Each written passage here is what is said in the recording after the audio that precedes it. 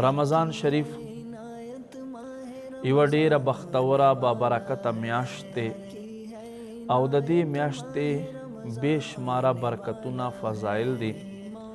چنانچہ قرآن مجید فرقان حمید کے اللہ تبارک و تعالی ارشاد فرمائی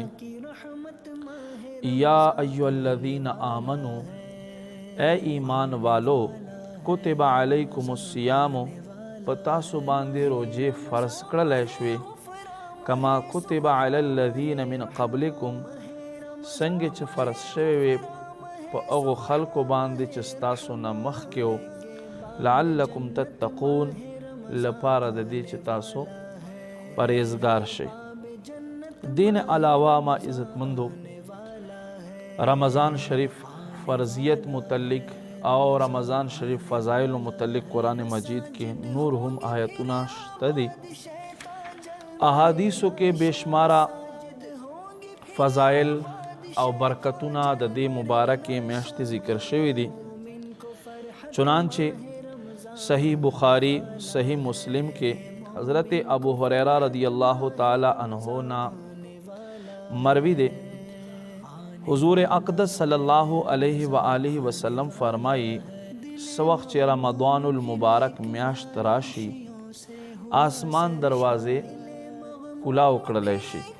یو بل روایت کې راځي جنت دروازے کلاو کړلی شي او یو بل روایت کې راځي چې د رحمت دروازې کلاو کړلی شي او جهنم دروازې بند کړلی شي او شیاطین په زنجیرونو کې وتړلی شي.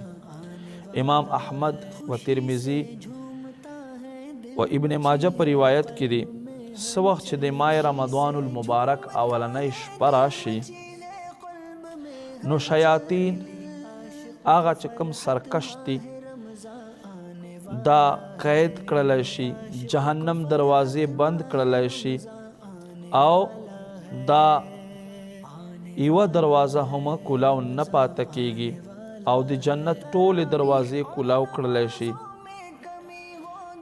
پس په دې شپو کې یو منادی ندا کوي اے خیر طلب کوونکو او شر نه ځان ساتونکو او جهنم نه آزادی حاصلونکو تاسو کې څوک شته چې ځان د پاره دا طلب کی اے خیر طلب کوونکو دا پیغام په هر شپه باندې ټول امت تکیږي.